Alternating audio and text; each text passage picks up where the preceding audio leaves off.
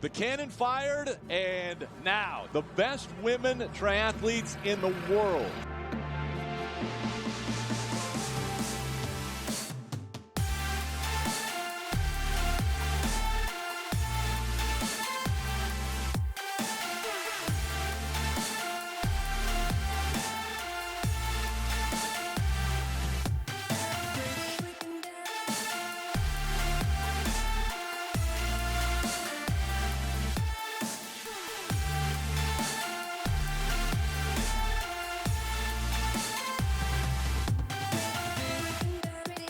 Thought she could fight through it. And she will be 2020 PTO champion. Paula Findlay for Canada wins again.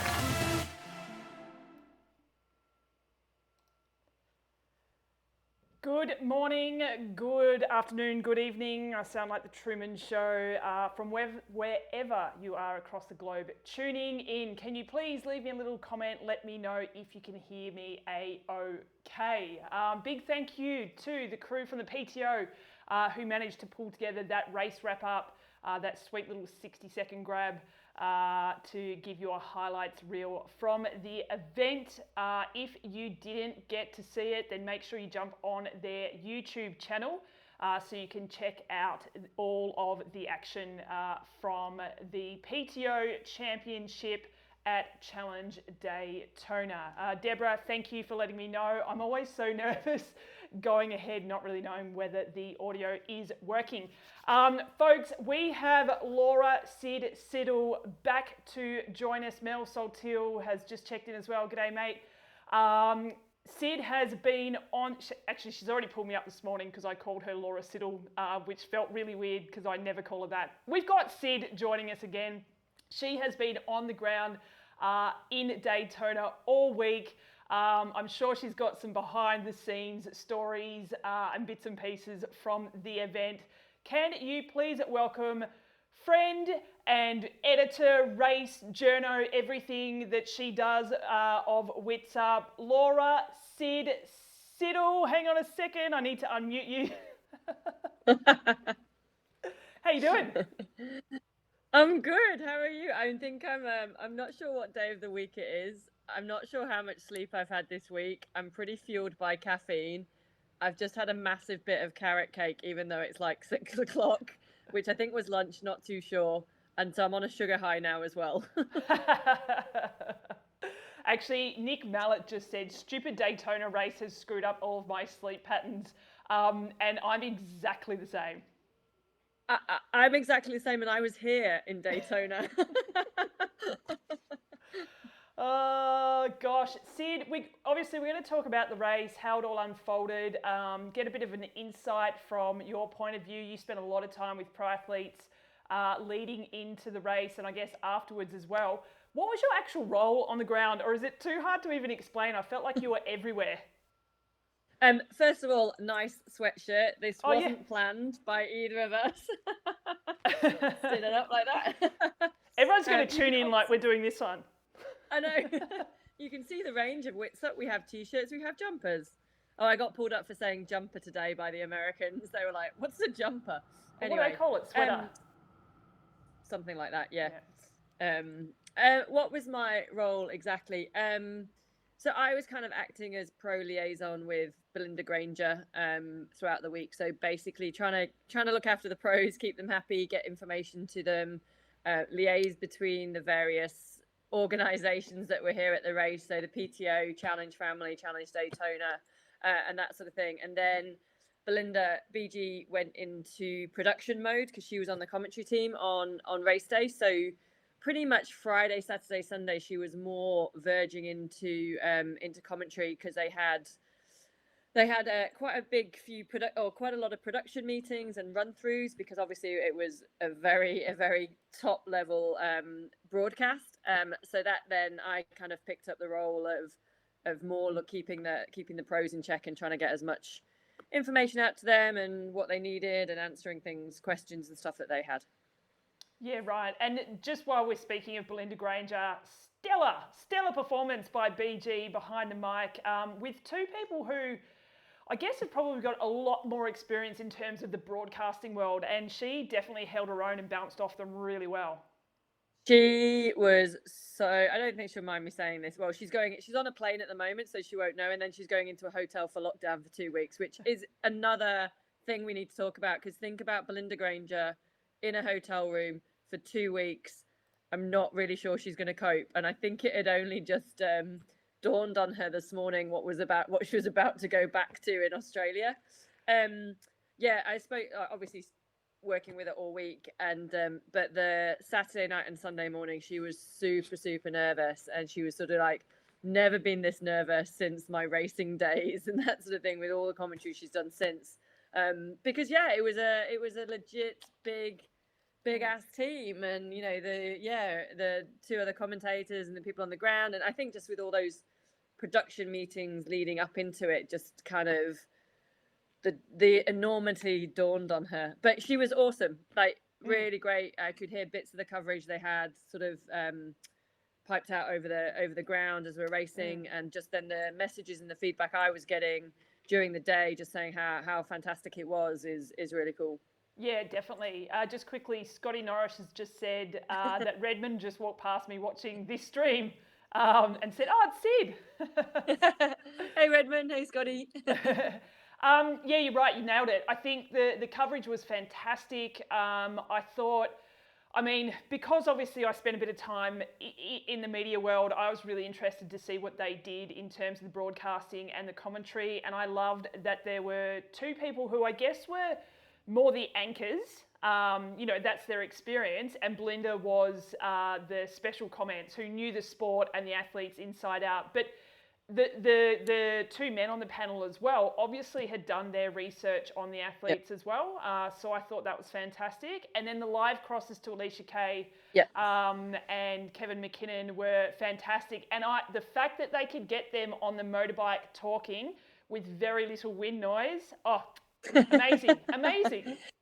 I mean, yeah, it was fun. It was brilliant. I want to go back and watch it properly, because I was kind of on the ground, so you were hearing bits coming over, and they had massive jumbotrons around the racetrack, so like the crowd could watch the coverage as well as seeing the bikes fly past. The guys had literally Bibles worth of notes that they were to use for which had been bios on all the athletes and that sort of thing. I'd also spent like the weekend before doing a bio for every athlete in a spreadsheet format for Belinda, with like other tidbits and stories and stuff like that. So yeah, they've done a fair bit of research, but that's kind of what you need to do for something this big. And I think they definitely raised the bar for our sport. They definitely, look, it was the first time, obviously, this sort of thing, not just the broadcast, but the PTO championships and Daytona and such big fields. And there were definitely teething problems, and there's definitely areas to improve on. I think it would have been great to see maybe a little bit more of the depth of the field in the race and a few more movement back, which tends to be always the case. And you'd think on a lap track, it'd be quite easy to then kind of catch the back end of the field and further forward, because you just have to stop or you just sort of catch up. But no, I think they've just highlighted what you can do with the sport and the production level. I think Alicia Kay and Kevin were fantastic on the ground as well, and like you said, on the back of the motorbikes and things like that. It was I was buzzing just from it. And we got the women after their race, they had a special room. Basically, there's a whole building called the 500 Club, which was dedicated basically to the pros. It was where a lot of the PTO media was, photos and videos were taking place. Downstairs, they had Wahoo kickers, they had treadmills. And then on race day, the second level was food and drinks for the professionals. And also they had TV cameras. So I think the women got the best deal going first. They got the fireworks at the start of the race, and they got to, when they finished their race, they could go up to the 500 Club, grab some food, sit with the view of the track. TV cameras were there, audio was there. We could get out onto the to get pretty close to the track if you wanted to go outside. Yeah, and it was really good. Yeah, it was fantastic, and we've got a couple of people commenting on it. Alison Dineen just said watched all 7 hours until the feed cut. Yeah, and then the feed cut. And I actually tweeted about it because I thought it was just me that it happened, and then Twitter kind of blew up a little bit, and it turned out it was a lot of people. And I personally want to say, while that was disappointing, I didn't get to watch the men's finish. It really shouldn't take away from the rest of the coverage. I thought it was brilliant. Like you say, there's always teething issues, and there's other things that maybe could, they could improve on, but you don't know those things you can improve on until you're in it. And to me, it's one of the best live coverages I've ever seen, especially of long distance triathlon. Yeah. Yeah, I think that's the thing, they made it, I don't know, I found it fascinating to watch and interesting to watch with it being that distance. We obviously were watching the TV in the 500 club, and the coverage didn't cut. So that was kind of good for us, and didn't realize it had cut until, you look on the phone and there's all these messages coming through. But especially, I mean, it was a bit of a shame, I guess, because that end of that men's race was so exciting. Obviously, the women's race was far superior in performances, but the men's race was super cool. Especially, I've got Matt Hansen is a training part, or he's in the same training group as me. We've got the same coach. So when he suddenly appeared on the screen in third place running through, I started losing my shit. Lauren Brandon, who's also in the same group, she was actually at the finish line. I was ringing her going, oh my God, have you seen what's happening? She's like, I'm at the finish line waiting for him to come across. Whereabouts is he? So I'm on the phone to her, watching the screen, saying, he's 10 meters behind second. He's 5 meters behind second. He's just moved into second, going absolutely losing it. So yeah, it was pretty exciting, that bit. Yeah, for sure. We've also just got a message from Courtney, and this is a really good point, is that it was great to see the women get their own race and their own coverage, and I could not agree more. Yeah. And I would love to see that happen all the time. It's not, a lot of the races aren't always conducive to that, but I think this really showcased obviously both the women and the men, but from our point of view, obviously being women in triathlon, women in sport, it really gave them an opportunity to showcase just how incredible they all are and how important it is to have a focus on them. And I think the other thing, I mean, not just that it gave the women chance to show everybody the fantastic athletes they are. I think it was great to have the races separately because it showed two completely different dynamic races. Yep. The women's race, possibly because we didn't have as many of the ITU athletes in there, but it broke up on the bike a lot quicker than I was expecting. Whereas you had the men's race, which was, and maybe they were a little bit dubious on the 20 meters, where the women were probably overly cautious on the 20 meters. But the men's race was more of a pack trains on the bike, and then it was it was a lot closer on the run. Whereas the women's race had broken up a lot earlier on the bike. So I found it fascinating to see the different dynamics, and you miss that if you combine the two races. You don't get to see how the two races play out properly. And of course, as we've said, you don't get to showcase fully how incredible the women are. Yeah, absolutely. Sorry, guys, I just threw up the wrong camera for a second there. That's had a hideous... I was like, it's all about Steph. Absolutely.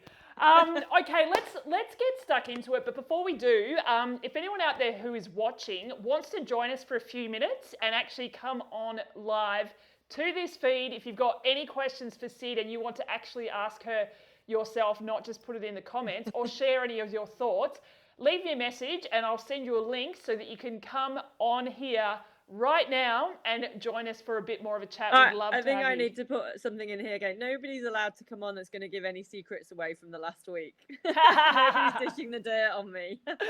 Well, actually, before we do actually move on to the actual race itself, being a let's call you a vice pro liaison, because I don't know, we're on the other side of the election type of thing, whatever. Vice seems to work.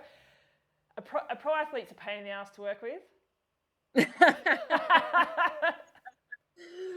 Oh, the conversations me and Belinda have had behind closed doors and over a glass of wine or a bottle. Oh man. Look, no, to be fair, the pros actually were pretty brilliant. And it's all about making it the best experience for them. So it's making sure you like just answering their questions as quick as you can and trying to find out information for them. And they had a massive week and just lots of media commitments, which for a lot of them was fairly new. I think the enormity of the race really hit quite a few of them on race morning. Just that, a lot of them haven't raced all year. Some of them have and have been lucky to, but for a lot of them they hadn't. So there was that kind of nerves of a pre-race with no prior sort of racing to get yourself ready.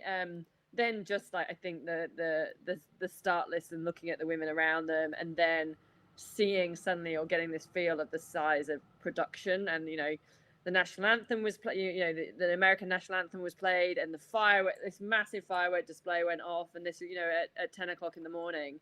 I have to say the women were a lot easier to work with the swim start than the men were. Women seem to, and I think we saw that a little bit with I'll get into trouble for this, but with the bike leg as well. I think the women were, on the whole, there were a few that I did see pushing the little bit short of 20 meters, but on the whole, I think the women kind of went over that 20 meters in the drafting rule, whereas I think the men were really pushing the boundary and the limit on the 20 meters. But the swim start, and I don't know whether it's because it was a morning race, so you kind of, I think the women, you just get up and you go through that motions and you go through those timings, whereas I think the men in the afternoon, they've sort of had the all day to kind of relax a bit more, watch the coverage, and then they sort of roll down to transition and meant to be out of the water at a certain time, and some of them are only just going in for their warm-up swim and that sort of thing. But I couldn't possibly tell any stories. It wouldn't be fair. But no, they were great to work with. Before we move on, I keep saying this, but I've just had a photo come in. I'm going to hopefully throw it up on the screen. Let's just see if this works. Here we go. Sid, can you see this? Now, folks, this is, thank you to Scotty Norris for sharing this. Oh, yeah. Can you see it, Sid? Yeah, I can. This, I believe, is from your first ever full distance briefing in 2009, and I'm pretty sure that's Bustleton. It is, that's correct. There is no social distancing there because that was before the time we lived in masks and sat 2 meters apart. What was going through your mind there? I think we were at that point talking about sharks, and they had said, so that year, 2009, the jetty in Bustleton was being repaired. So there was an exclusion zone around the jetty that you couldn't go anywhere near. And I think they were probably saying something like, if you hear the warning or the siren and basically are told to get out the water, you can't go to the jetty because it's an exclusion zone. So just go to one of like the swim buoys and then we'll come and pick you up. And I think it was like, all like 1,000 of us are going to go to this one swim buoy and hang on to it when there's like a shark swimming around the water. Yeah, no, that's not going to happen. I'm going to the jetty. I love it. That was actually my first Ironman as well, but we didn't know each other back then. I know, that's right. Okay, now I've just noticed one of our mates has joined in. If you are still there, Lauren Brandon, if you are still watching, let us know if you want to join us. If you do, I'll send you a link and you can join Sid and I for a bit of a chat. But let's get stuck into how the race played out. A highlight for me, obviously the calibre of women racing, it was fantastic. I loved how much we could see the women's setups on the bike and how comfortable they looked or uncomfortable they looked. So two things that really stood out to me. Lisa Norden's bike setup was so schmick, and we were all chatting about this in our WhatsApp chat. Say that quickly. Yeah, exactly. The aero suit, really important on that race course, but she looked phenomenal. And then in comparison to Paula, so I would say Lisa Norden just looked strong and powerful and fast. Paula Findlay just looked relaxed and comfortable. Two very different setups, and I'm not saying either's right or wrong, but just two very different setups. I think Paula, out of the whole race, if you look across the women on the bike, I think Paula is the exception to the rule. I think what this race did is highlight how critical aerodynamics are and being aero on a bike, because you are not moving, you are, and if you can hold aero. So this course is pancake flat. You are literally, you're just left hand, going round and round in a circle. You don't need to move. If you can hold an aero position, I think the likes of Kimberly Morrison, we saw that she moved up from 25th in the water to come into the bike third. She's probably one of the most aero females. Is that a saying? Sure. In the sport, Ruth Astle as well is ridiculously aero. Kat Morrison and that sort of thing. And I think it might have given a bit of a wake up call to some of the women who think, and they are fantastic cyclists. And over a normal 70.5 half distance race, you don't notice the difference as much. But on that course particularly, the athletes that had got their aero position dialed in and could hold it definitely came off better.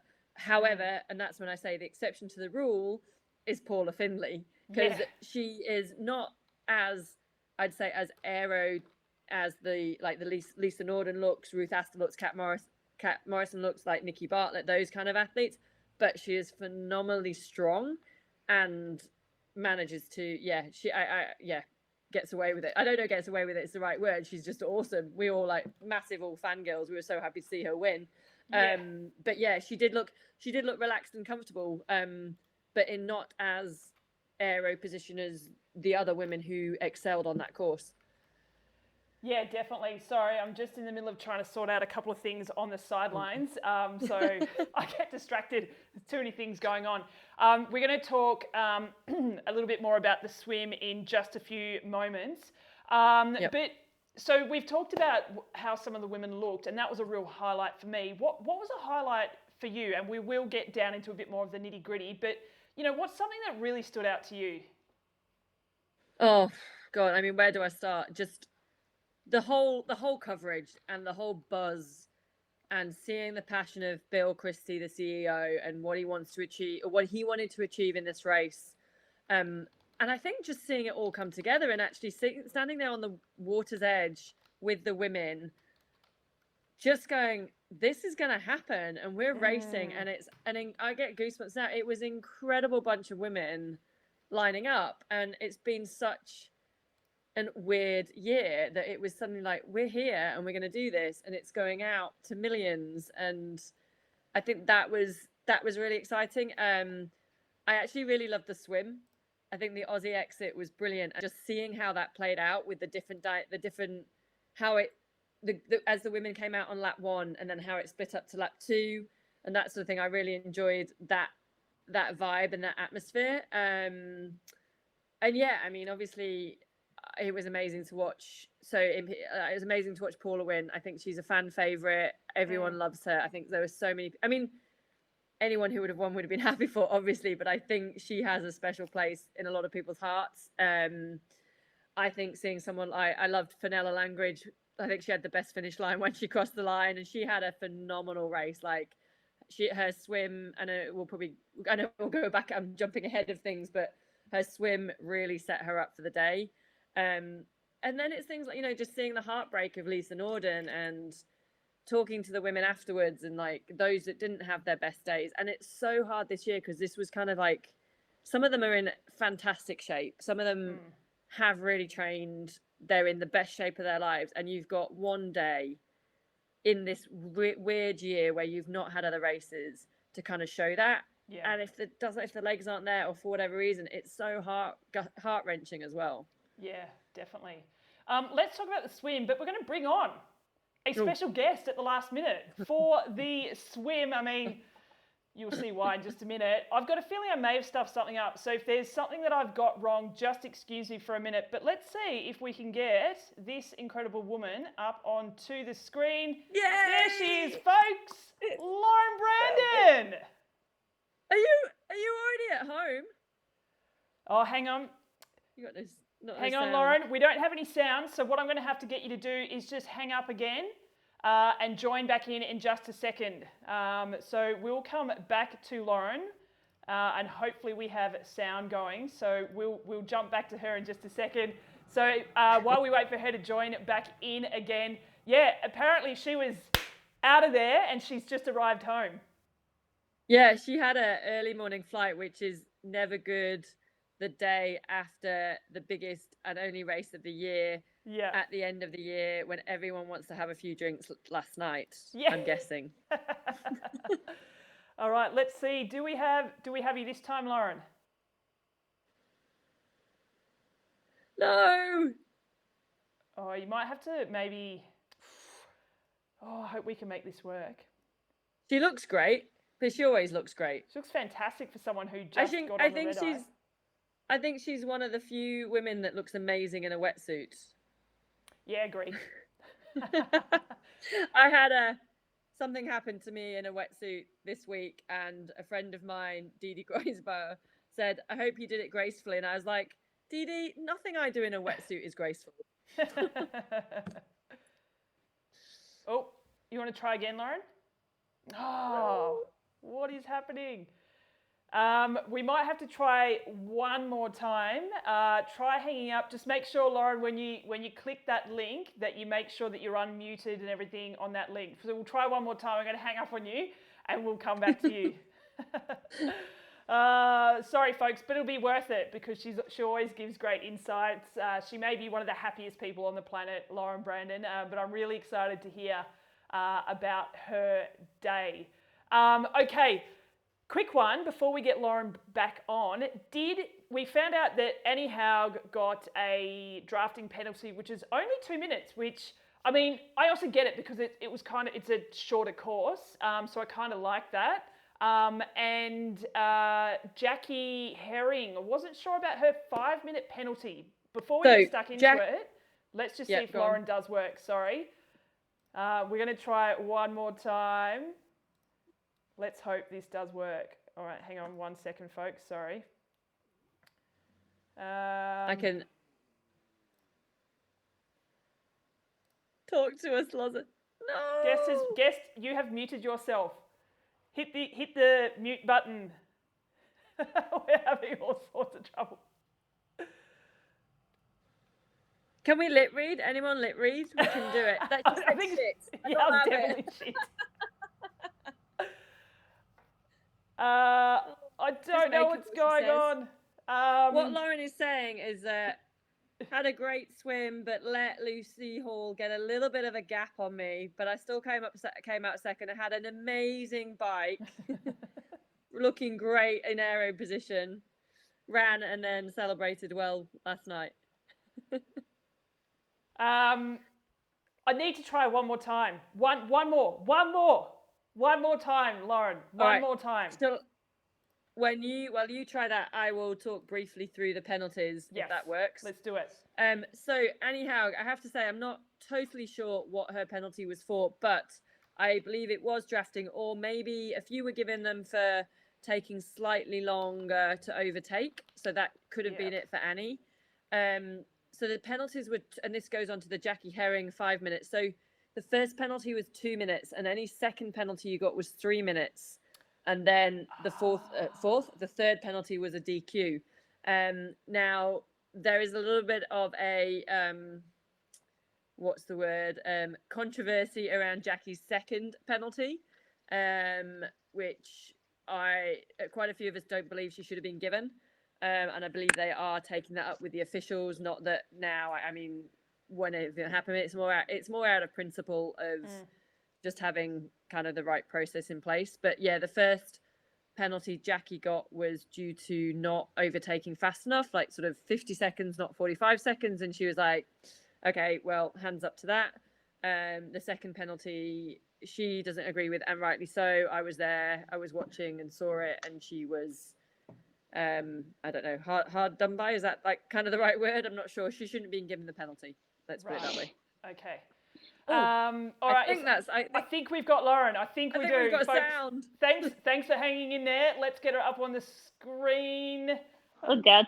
Yes. Can you hear me? Her. We can only see your mouth. That's it. There we go. Hold on. Hold on. Perfect. Can you see me now? We haven't got Yay. Oh, Okay.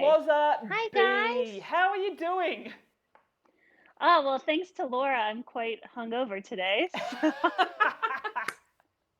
Hey, that wasn't me doing. You came in and you'd already had a few drinks. This is true, but I did not need that last one, Laura. It's We always never the last do. one. We never need the last one, but we always want it. Yes, so the travel day was a little rough, but I am home. I got some pizza, so I'm a happy camper now.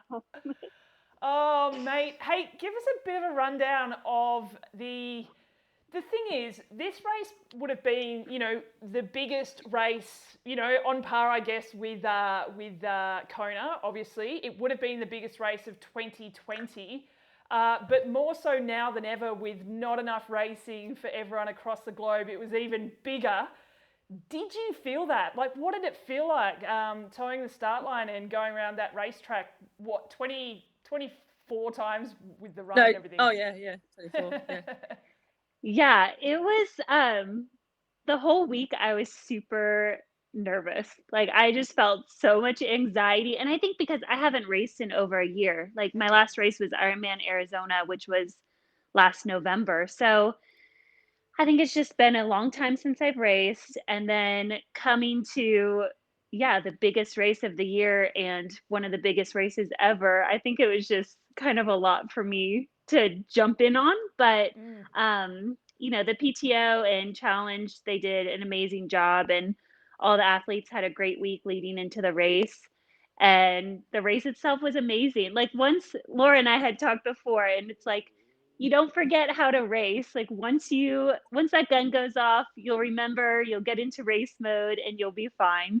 So yeah, that's kind of what happened. Once the gun went off, not that I didn't feel great in the water, but I felt great the rest of the day and was just really happy overall. And yeah, couldn't have asked for a better race experience. First and last race of the year.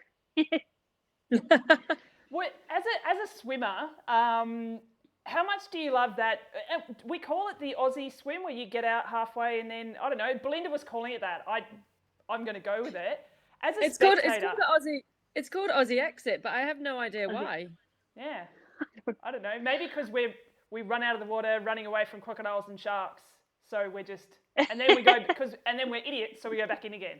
Let's go with that. As a spectator, it's awesome. We love it. Yeah. As a swimmer, what do you think of it? I mean, it was fine. It definitely, I agree. Like, it's great for spectators. Like, I love watching the ITU races, and they come out of the water, and you get to see the packs and who's where.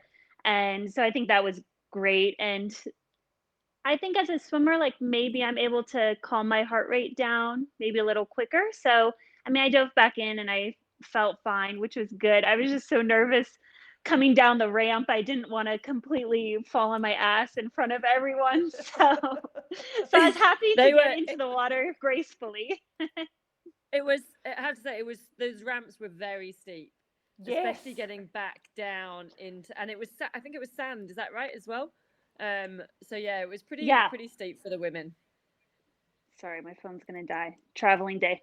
I'll just hold it out. This is like what's gonna die first? Lauren being hungover and travelled after a race, or the phone? I know. Rough day. But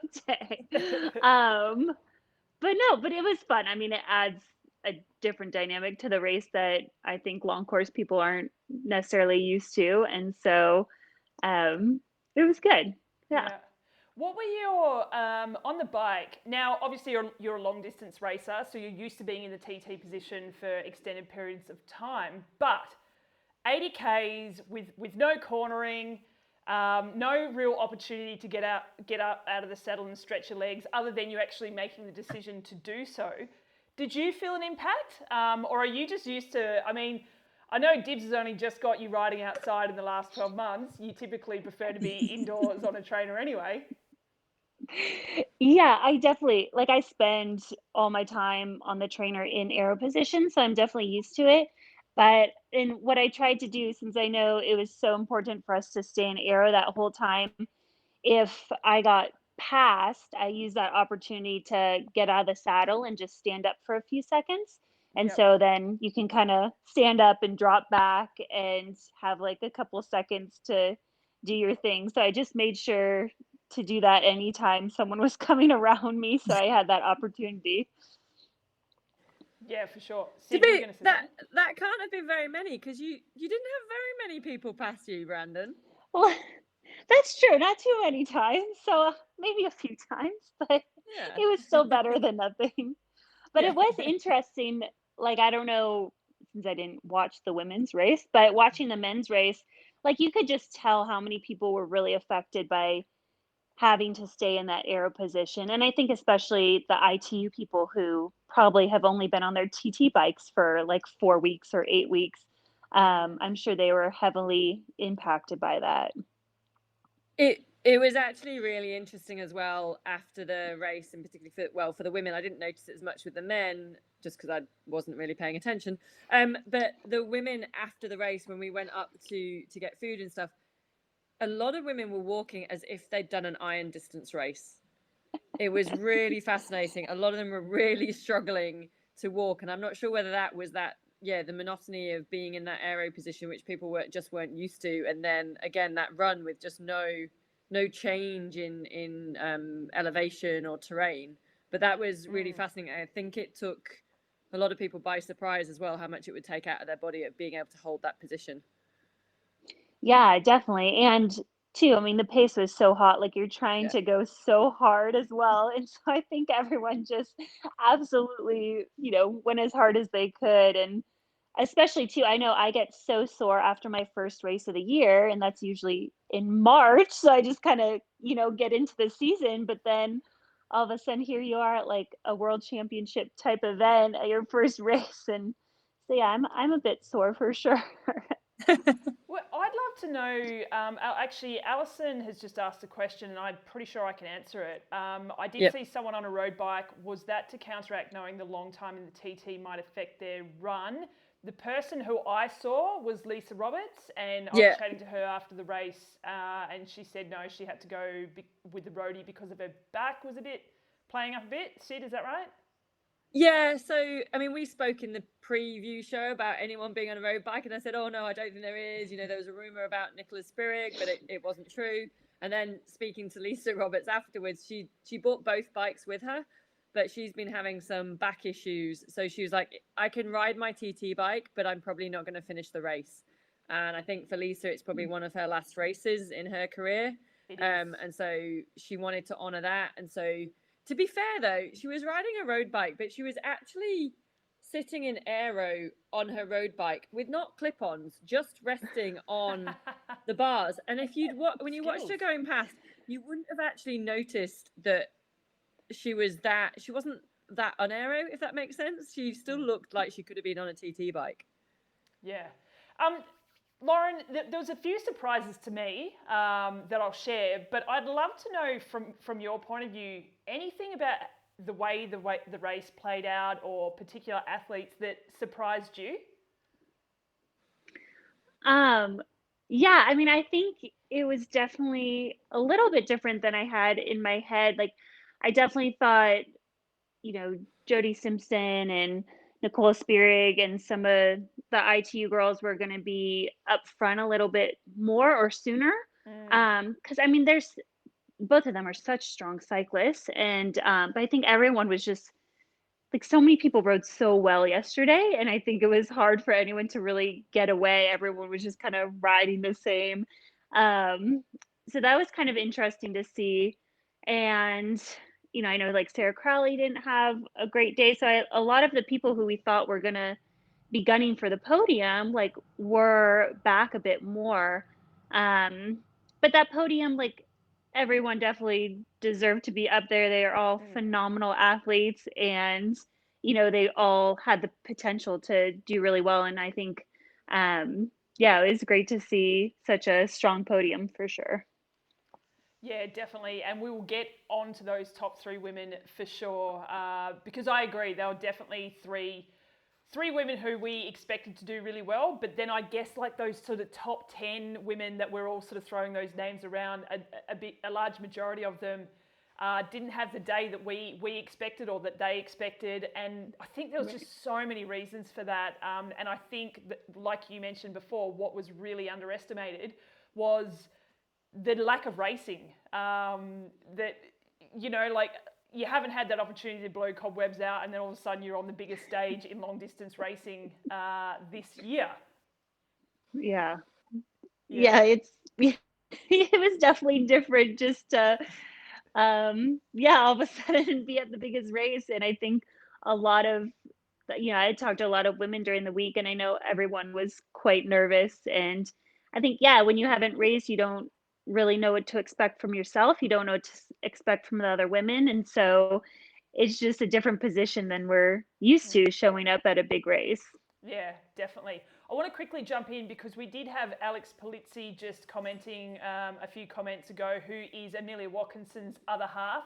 And I do want to give Amelia Watkinson a big shout out for her 5th place.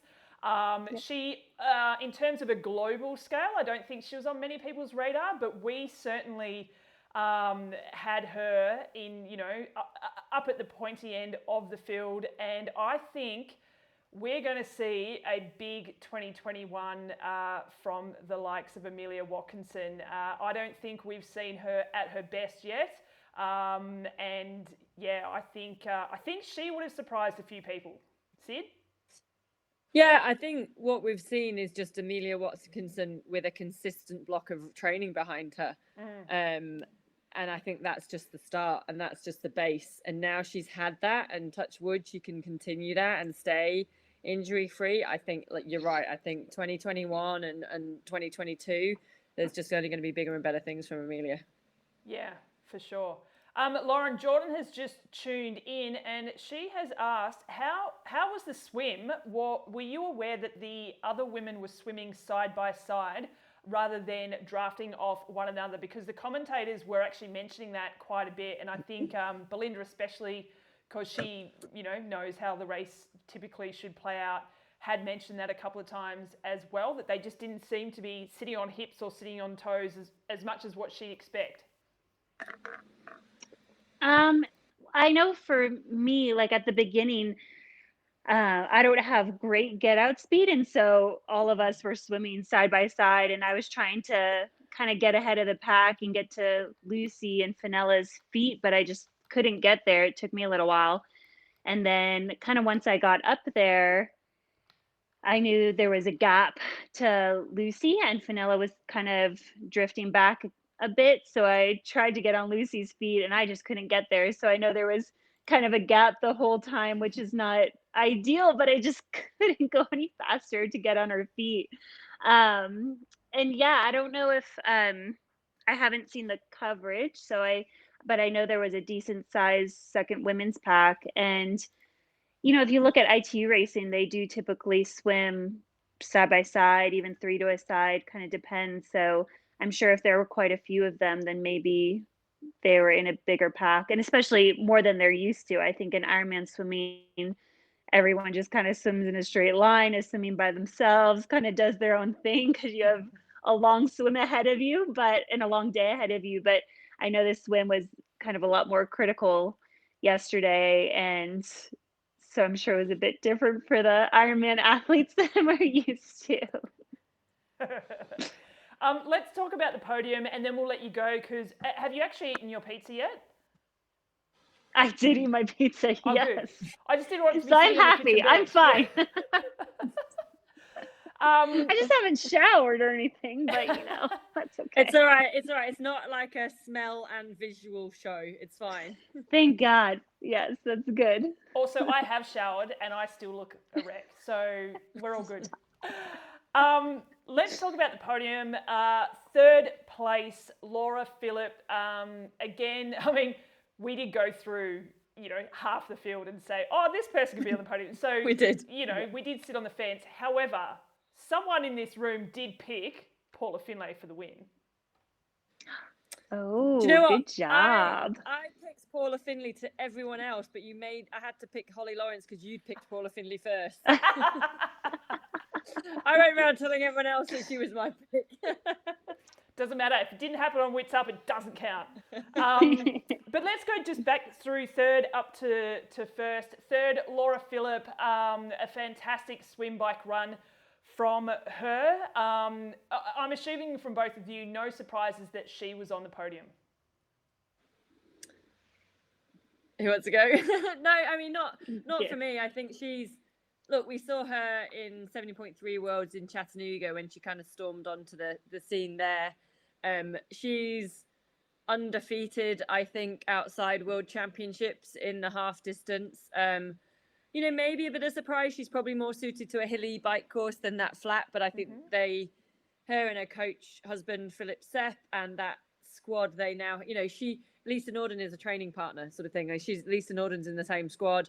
They're a very scientific based squad. They look at every bit of analysis. They'll have been working on her aerodynamics to make sure she's as streamlined and as losing as little time that way. And then she's just beautiful to watch running. So yeah, there was no surprise that was going to be in the top 5, but obviously then making the podium as well. Yeah, same. I mean, she's just such a phenomenal athlete. And, you've seen that she's been in the wind tunnel this year and she's done a lot of work for her aerodynamics. And she's such a strong cyclist. So, if she could have a decent swim and just kind of do what you can expect her to do on the ride, and then she'll run super fast, have one of the fastest runs of the day, that she would definitely be up there. So, yeah, definitely no surprises she was on the podium. And I think she had one of the fastest bike splits, bar Paula Findlay, Kimberly Morrison, and Lisa Norden. I think she was probably around there, just having a quick look at the stats on my other screen. So yeah, absolutely no surprise. And you probably haven't seen the footage, either of you, but that moment where Annie Haug, and I actually filmed that little bit so that we can just put up on Twitter, when she got the drafting penalty and she had 2 minutes in the sin bin, she was a bat out of hell, and every person she passed, and Laura Phillip had a solid run, but she looked like she was standing still when Annie Haug went past her. It was ridiculous. Yeah, Annie's just another level on the run, I think, at the moment with all those women. A lot of the women had phenomenal runs super quick. And then you look at Annie and I think she was, a minute, maybe 2 minutes ahead. I'm looking very quickly. Yeah, like a minute and a half. 80 seconds kind of thing, minute and a half ahead of the rest of the women off the back of that bike ride. And those women were running fast. And then she just was another level. Well, it's just like at Kona, she's such a great runner, and it's amazing to watch her run and to get passed by her. You're still impressed by her running. She comes by very quickly. But yeah, I think everyone picked her for the podium as well, or at least top 5, kind of depending on how she would swim and bike. But she's a very strong cyclist and had a great ride as well, one of the fastest bike splits. So she was right there all day, and I wouldn't count anyone against her on that run.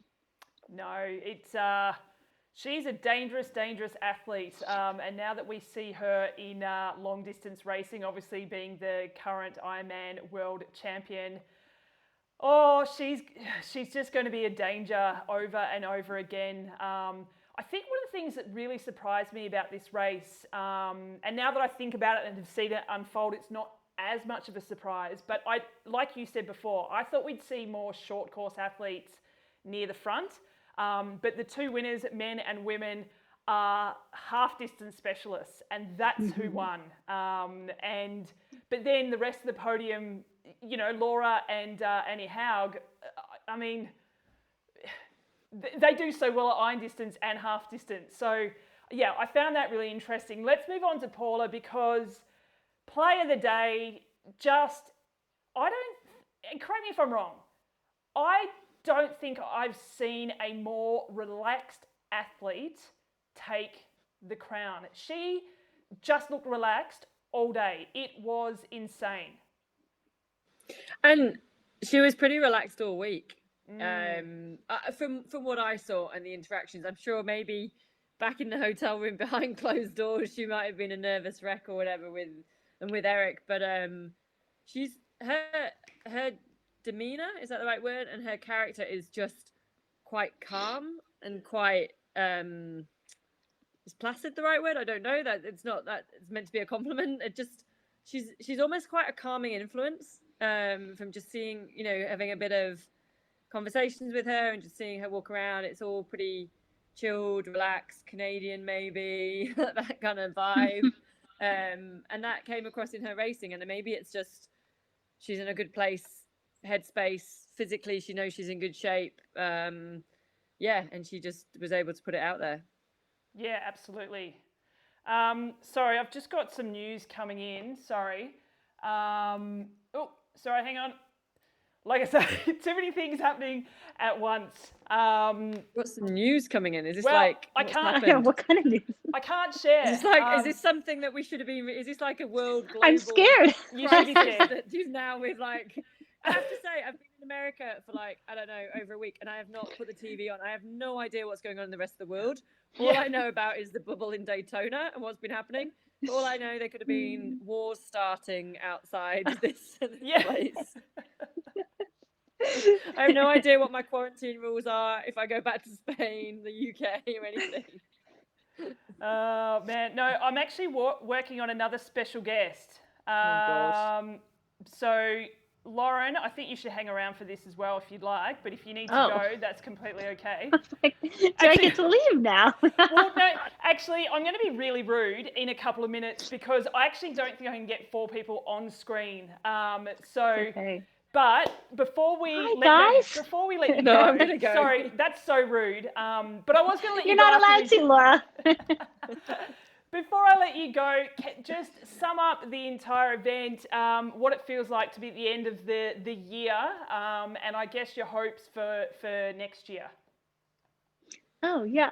No, I mean, okay. It was just amazing. Like, you know, I struggled this year just being motivated and without any races. And when I found out I got a spot 8 weeks ago, I was just, my demeanor completely changed, and I was excited and motivated and had a great little training block leading into this race. So I was just so happy to be out there, and I was looking at pictures from the race and I just have like a big smile on my face because it was so fun to be out on the race course again with all these amazing ladies, and you know, it's fun like cheering them on too, and just such a great week to see everyone and get to race. So we'll see what happens next year. Fingers crossed. To say though, you are always smiling and happy and lovely. I'll go back to we finished a Zwift race series for the last 3 weeks prior to the Daytona race, and it was 3 races on an evening, and every time we'd all be lining up in the pen, and it was all kind of like silence on the chat function pre-race, and then Lauren would pop up with just like all smiles and wishing everyone good luck, and it was just always lovely. So I think you're always like that.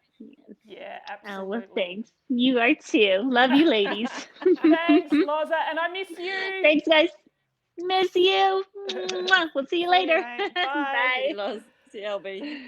All right, Sid, wait for this guest. Let's hope that she's got everything sorted here, and hopefully I can get my shit together and have it under control. Let's just see. Hang on 1 second. This will be worth it, folks.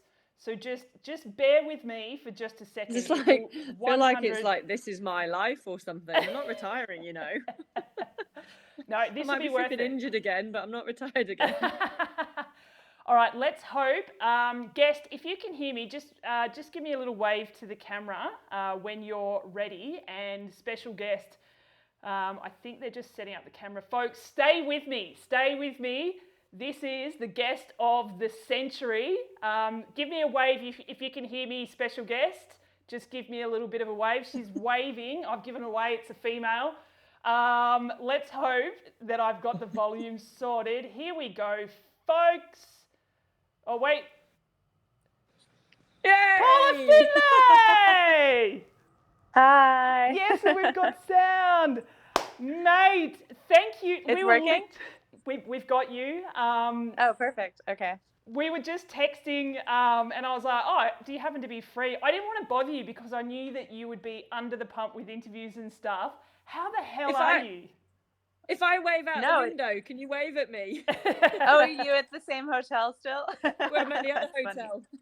Oh, gotcha. Across the street. Yeah, I'm doing well. It's been funny. Like my phone is exploding. I can't keep up to the messages, but yeah, it was such a great day yesterday, and so many people were watching because the coverage was so good. So everyone saw it, and it was just like crazy. I still can't believe it happened, and yeah, it's kind of a whirlwind. And this is the impression we got from you all day, and this is what blew my mind, is you looked so relaxed, so comfortable, so in control. Even when like Lisa Norton went past you, you were like, ain't no thing, I'm just doing, like you just, it was one of the best executed races I've ever had the pleasure to witness. And I've seen you Wow. post a few things and you just said it kind of everything went to plan. Is that pretty much what happened? Yeah, I didn't really go into it with a plan, but I knew I was fit and healthy and I had an idea of what I could hold watts wise for 2 hours. So in that kind of a course where there's no drafting because the zone is so big, you just kind of have to base yourself on your own watts. And so I got out of the swim pretty well and immediately didn't really want to get involved with any of like the 20 meters draft zone. I'm not super familiar with that rule. So I just went to the very front and put my head down, and there wasn't a ton of feedback on the course. So I assumed there was a string of like 10 girls following me, but really had no clue. And so Lisa came by me in lap 10 and she put a huge surge in, but it was really helpful to have her just as a carrot, kind of to keep me honest and keep me on my power because I was hurting at 10 laps in. And so I really appreciated having Lisa there. And I know she's super strong. So if I could stay anywhere within eyesight of her, I knew I was having a good race. So yeah, the whole day I felt like aerobically fine. It was kind of funny. Like I just training at altitude, came down to sea level, and muscularly I was getting fatigued, but aerobically I was very in control. So I think that's where my relaxed face, I guess, came in, is it didn't feel that hard. It was kind of hard to explain. My goodness. Sid, I see you wanted to jump in just before, ask a question. Oh, I was probably going to the finish, towards the finish. Like your face coming down that finish chute was just amazing, and I think gave a lot of people goosebumps and a lot of joy to see you win, but kind of that disbelief. But at what point in the race, or maybe on the run, did you think, oh my God, I might win this? Really not till the last lap, I think, because I was hearing splits to Anne Hogg, but no matter how much time you have to Annie Hogg, you're not comfortable. So, she could have been 10 minutes back and you never know. So, she had a penalty, unfortunately. So that gave me a little bit more of a buffer. But again, on the run, there wasn't a lot of like feedback or splits and stuff. So I never trusted that the splits even that I was hearing were accurate. So I just tried to like keep my pace, and I was running faster on my watch than I felt like I was going. So that was motivating. I was like, felt like I was running 4-minute Ks, but I was running like under 3:40-minute Ks. So that was cool. And again, just like very under control. Like I felt like I had another gear, but I didn't really want to use it because I was worried about blowing up possibly. So yeah, it was a weird feeling to have that big of a gap in a race of this caliber. And it's not at all how I envisioned the race happening in my mind. I thought if I could podium, it would be in a battle with like 6 girls. So totally crazy to be running solo. Yeah. But, yeah. When you're on the bike, so one of the things that really surprised me was the caliber of women that you were lapping on the bike. So when you're riding along in your relaxed, comfortable, Yeah. way, Yeah. and you just glance to the left and you've lapped like the likes of Carrie Lester, Rachel McBride, who are dominant bikers. What went through your head? Really at that point, I was focused on the 40-second rule to get by them. So I didn't really focus on who they were. And I had to surge pretty hard to get past them because, like you say, they're really strong cyclists. So, I was going like 350 watts just to get by them in the 40-second time lot. And that in itself made it feel a bit like an ITU race. It wasn't just holding power the whole time. It was like surging and then recovering a little bit and, passing these super strong cyclists. So it wasn't just like I was cruising past them at my race watts. It was like a real effort to get by. So yeah, it definitely made the race interesting also, and kept me engaged, I guess. It wasn't boring at any point because I was constantly like trying to stay out of the zone and like surge and get by people. And then when Lisa went past me, that added a whole other dynamic to it. So yeah, it's pretty crazy that I was riding better watts than I ever expected I could ride. So I guess that's, yeah, just part of the crazy day. Wow. I think that's what you said there as well. I think that's something that's probably quite key, because when you're at the front of a race normally, you're not having to deal with overtaking anybody. Like you're at the front of the race, so you just have to deal with if anyone overtakes you, like like Lisa did. So with a lapped course, suddenly there's like, well, I'm at the front of the race leading, but actually I can still get a penalty if I don't overtake the people I'm lapping. That's quite. I hadn't thought of that until you were saying that. I was like, yeah, even though you're leading, you're still at risk of getting that penalty. Right. And I was a little bit vocal at times because I would try to pass girls, but they would accelerate and then I couldn't get by them. So I'm like, okay, I'm a lap ahead of you. Like, please just ease off a little bit so I can get by. Because if I didn't make it in 40 seconds, I get in trouble. So yeah, it added an interesting dynamic. And then when Lisa would pass people, they'd try to go with her and then I couldn't get by. So I expected this would happen a little bit, not to the extent that it did, but just the nature of the course and the number of women on the course. I knew that there was going to be some lapping and a lot of passing. So that was, a lot of people were concerned about how that huge draft zone would work and expressed their concerns before the race. But I think in general, it was pretty smooth and there's nothing else they could have done to make it more smooth. I don't think. Like, that was just the best rule that they could have implemented. So yeah. I think it's also, I don't think anyone's out there being an arsehole and trying to get involved in it. It's an instinct, right? If someone goes past you, exactly, and it's an instinct to kind of, totally. I definitely noticed that in the men's race as well. There was one particular strong athlete who had been lapped and was messing with the rest of the group. I definitely noticed that in the men's race. Yeah, so did I. And you, like you said, I don't think it was intentional. And you don't even know what's happening. Like, you don't know if there's another person coming up on you. So I didn't blame them, but I just wanted to like let them know I was there so that potentially they could help me out a bit and drop back. But yeah, I don't know how they would avoid that in the future on a race course this tight. You can't like disqualify people for getting lapped because there would be no one left at the end. So yeah, it's kind of interesting and unique. Yeah. And can they move out to the side, or is it just it gets banked too quickly? It probably wouldn't work. Yeah, the whole track kind of changes. So on the curves, it's quite banked and you can't really ride up there.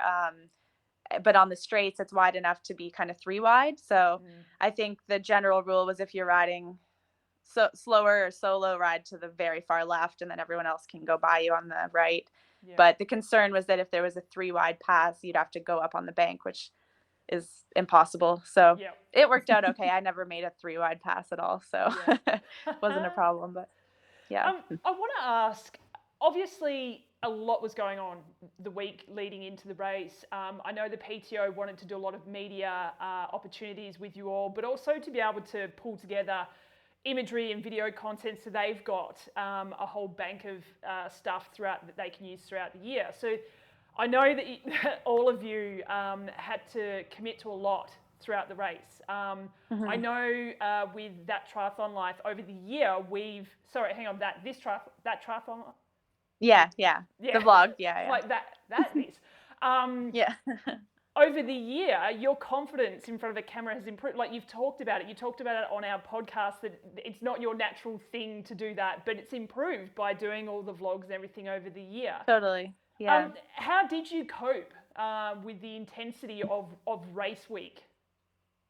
It was nice because we got here Monday and didn't race till Sunday. So usually I wouldn't travel to a race that early, but given the media commitments and the schedule they laid out for us, we were basically busy on Tuesday and Wednesday and then nothing after that. So we had Thursday, Friday, Saturday to get organized and it didn't feel too overwhelming. And I think it was smart of the PTO to have everyone come early and get some footage that they can not only use this weekend, but throughout the year next year. They have now all the imagery they need of every athlete and headshots and video clips and everything. So it made the broadcast really cool, and then stuff they can use later. So yeah, I think in this kind of strange, crazy year, it wasn't that weird for people to come early. It's like we felt very safe here. We were tested right when we got here.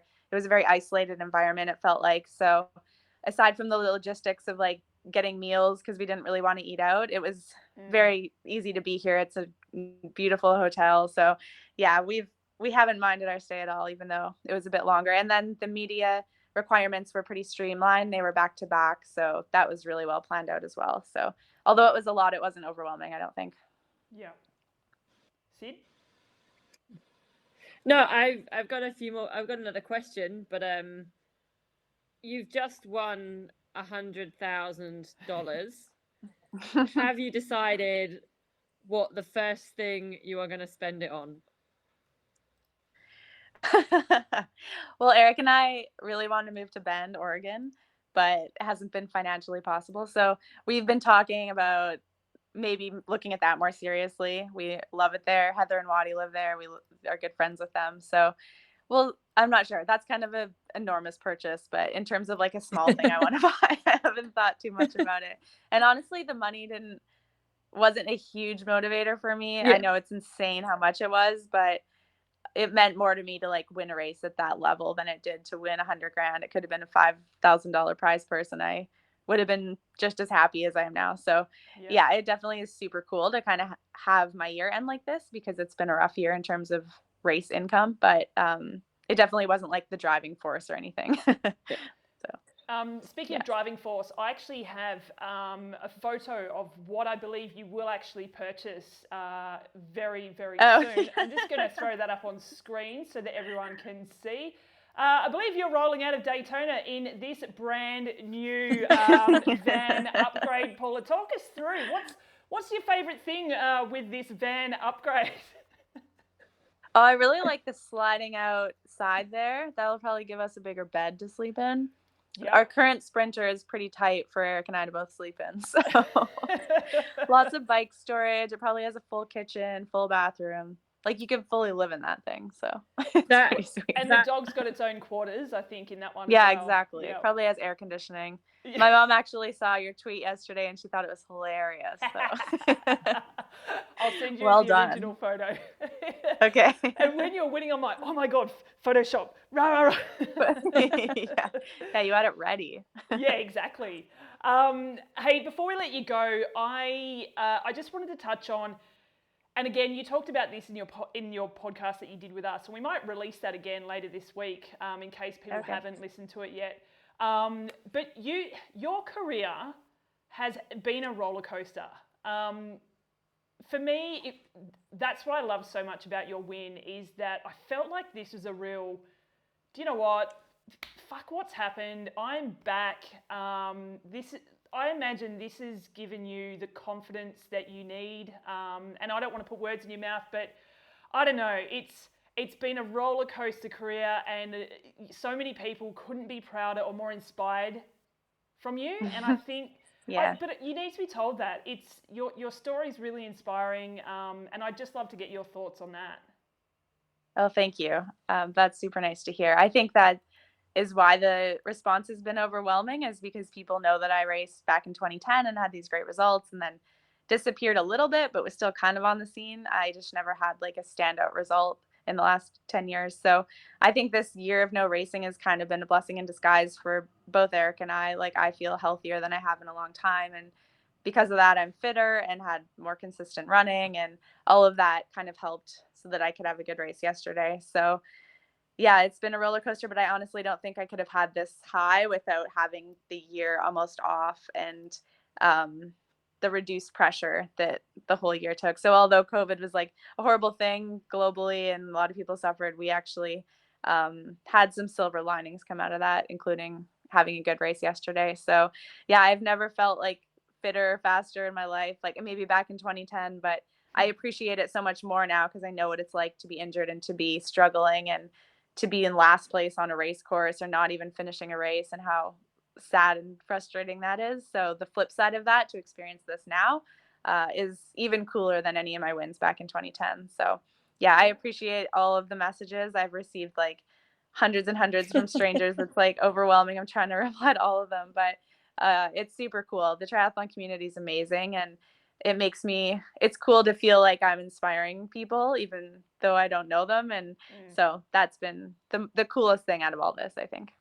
I love it. Someone's just said, Alison Dineen has just said, you were the reason that she tried a triathlon after 2012. So thank you. Oh, no way. Yep. That's cool.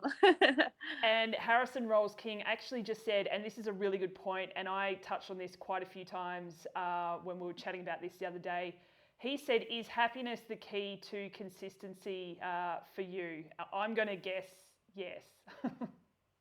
I think so. Yeah, I've had a happy year. We got a new puppy that kind of distracted me a little bit from being fully focused on triathlon. And Eric obviously brings a lot of happiness to my life. We've been together for 3 years now, but it's just like keeps getting more fun. And having that Triathlon Life, the vlog, and the brand that we released this year has been a cool side project. So all these little things that we've had time for now and that have brought more importance to our lives aside from just training every day have been really cool. So yeah, when you're happy and healthy and you can be consistent, that's going to lead to racing fast. It's not about having like big epic days and then crashing and burning and being injured. I just have had like little consistent sessions all year, and that's, led me to the result yesterday. And yeah, the puppy definitely helped.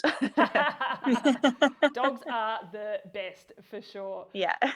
Before we let Paula go, Sid, do you have any last questions? Oh God, no.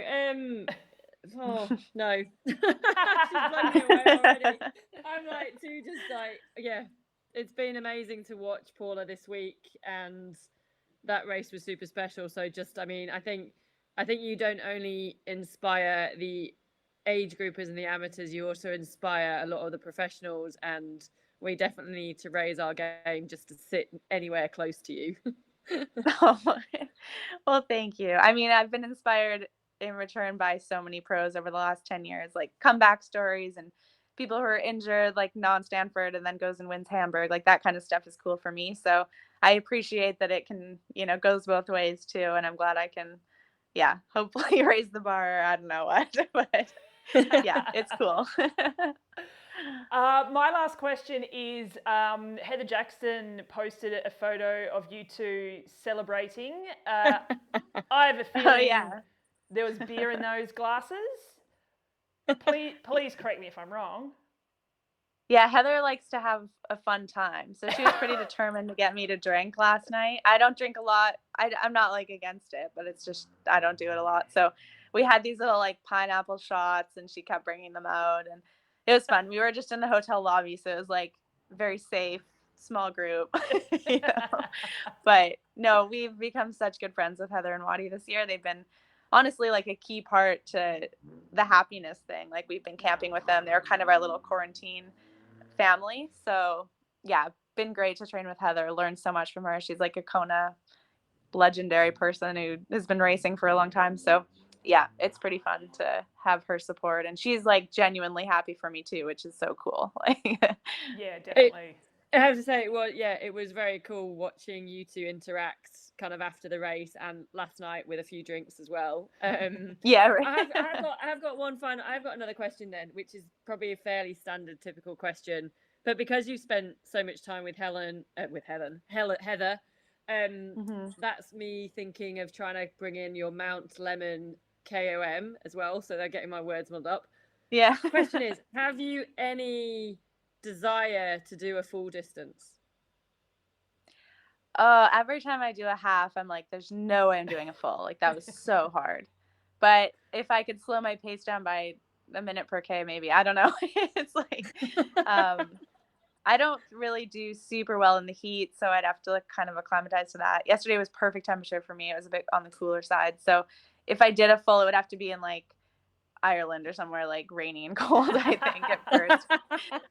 So I'm not going to say no, but I definitely prefer things on the shorter end. Like yesterday was shorter than a 70.3, which I appreciated, even though it was only minor difference. So not next year, maybe the year after that. It's not like first on my mind. I like to go faster and harder than going long all day. So We'll Fair. see. I like it. But you heard it here first, ladies and gentlemen. 2022, we'll expect to see Paula in Kona. And put me on the list. Yeah, done. Paula, thank you so much for joining us at the very last second. I love that No you worries. jumped on. It's more fun Yeah. that way, not being able to prepare. Totally, yeah. Not having it scheduled, it's way more fun. Yeah, we work better on the fly. Thank Yeah. you. Amazing work. I cannot say it enough. It was an incredible, you put on an incredible show. It was fantastic. And I hope you get to celebrate with family and friends over the coming weeks. And happy holidays, I guess. Thank you. Yeah, Merry Christmas to everybody. Thanks for having It's me. Christmas. I'm glad I texted you. I know, it was perfect timing. Perfect. Yeah, Meant to happen. that's cool. And say hi to your mum. I will, for sure. Thanks, Steph. All right, mate. Thank All you right. so much. We'll chat to you soon. Bye. Thank you. Bye. Thanks, bye. Oh, well, there you go. That was exciting. I'd sent her this big long message yesterday saying, congrats, it's amazing, etc. And she literally wrote back. I felt really bad though, sort of flicking Lauren for Paula, but she was probably happy to go back and finish her pizza, right? Yeah. Lauren's think so. awesome. She'll Yeah. understand. Yeah, absolutely. Sid, anything else to wrap up the event? Do you know much about the Collins Cup that's happening next year in May? Do you know much about what's going on with that you're allowed to No, say? actually, no, there wasn't much talk about the Collins Cup. Some of the team captains were there in Daytona scouting out for the teams, I imagine, and watching in and taking in the event. But that was all pretty quiet. I think there was just so much focus around making this event a success and all the work that the team had done.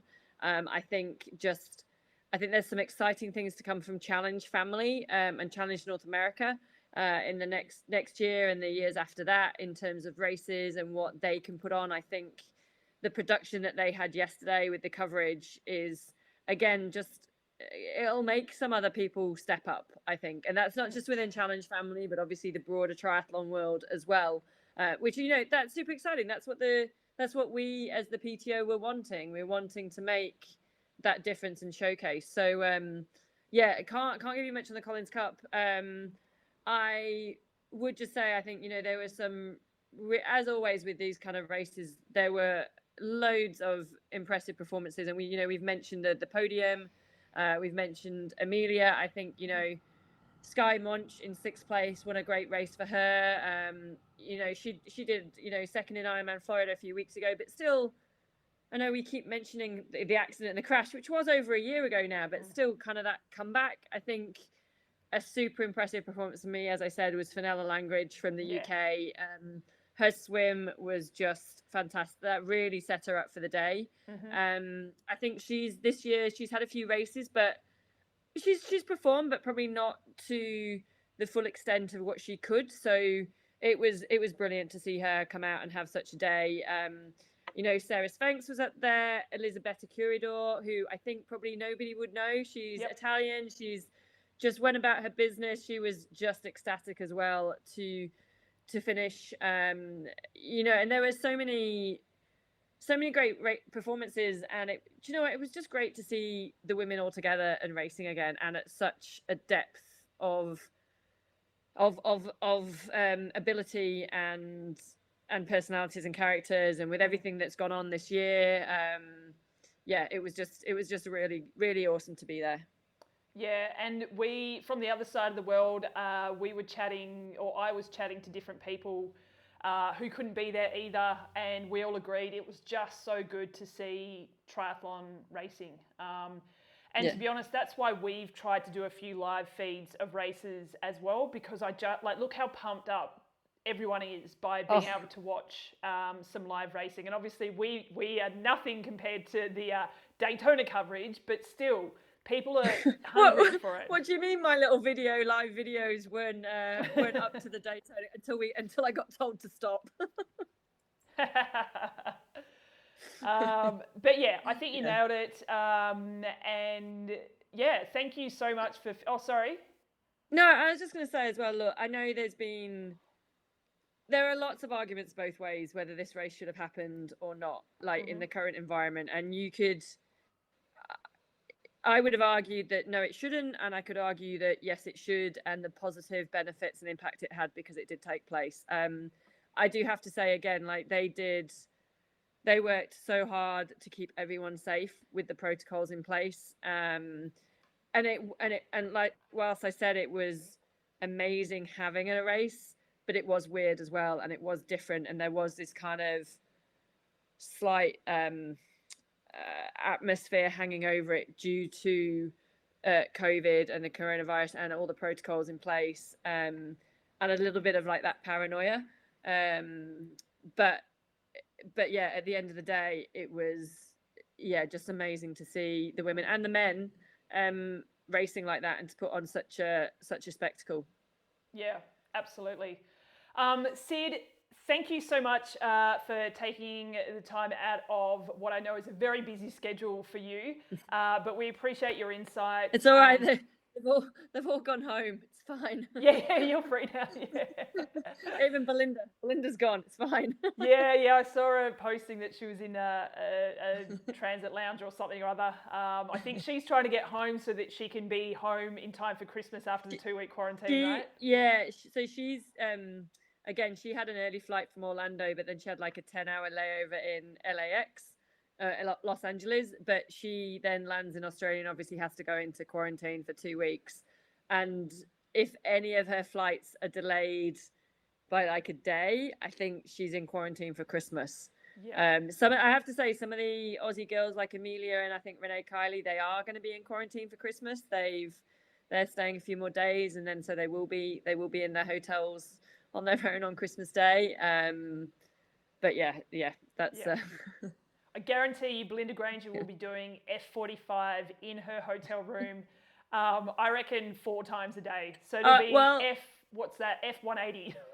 F180. I actually think she's going to be running up the walls with craziness because she's just not going to cope. I think it dawned on her last night what was happening. Like, I think she's like, yeah, I'm going to do quarantine. But I think the race sort of took that excitement away. And then last night she was like, oh my God, what am I doing? And it's not like we can't even drop stuff off to her, but anyway. I don't know, actually. Can you I think you can post stuff and they just have to leave it at the door. Like you can't. I think you could, yeah. I think it's going to be funny watching her social media for the next week. I think so. Definitely get on that. I reckon she'll find some way to get her dogs, like put in a box so it looks like it's come from Uber Eats, but it's actually a massive box with her dogs in it. Yeah. I know she's got like the exercise bands and stuff like that, I think, with her. So yeah, I think that's the F45 going to be coming in. She'll be doing like obstacle courses, running over the chairs and the beds, I'm sure. Well. The floor is lava for Belinda Rangers. Yeah. Actually, Alison again has just said Belinda was great. Pass that along. We will absolutely let Belinda know that she did a fantastic job, as did all of the commentary team. Don't forget, folks, if you haven't watched the race, go back and watch it on the PTO YouTube channel. It's always great to have more eyeballs on any content that is coming out about triathlon, because the more eyeballs on it, the more we can grow it and grow the sport, not just within the sport, but obviously outside of it. Sid, once again, thank you so much. Timing is perfect because my team has just arrived home for lunch. Which means the chef will cook me lunch, so we're sweet. That's all right. I'm gonna I think crack a beer. Nice work. Again. Yeah, good. Thanks, mate. Safe travels. We're going to leave everyone with the video snippet from the race again. Sid, thank you once again. All good, guys. Thanks.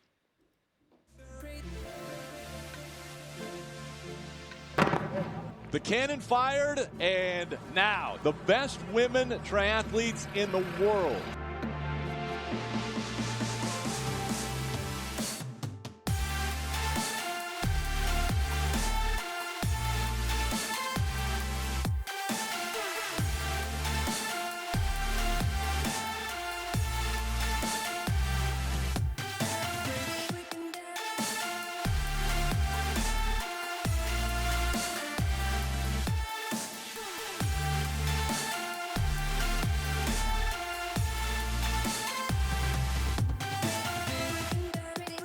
thought she could fight through it. And she will be 2020 PTO champion. Paula Findlay for Canada wins again.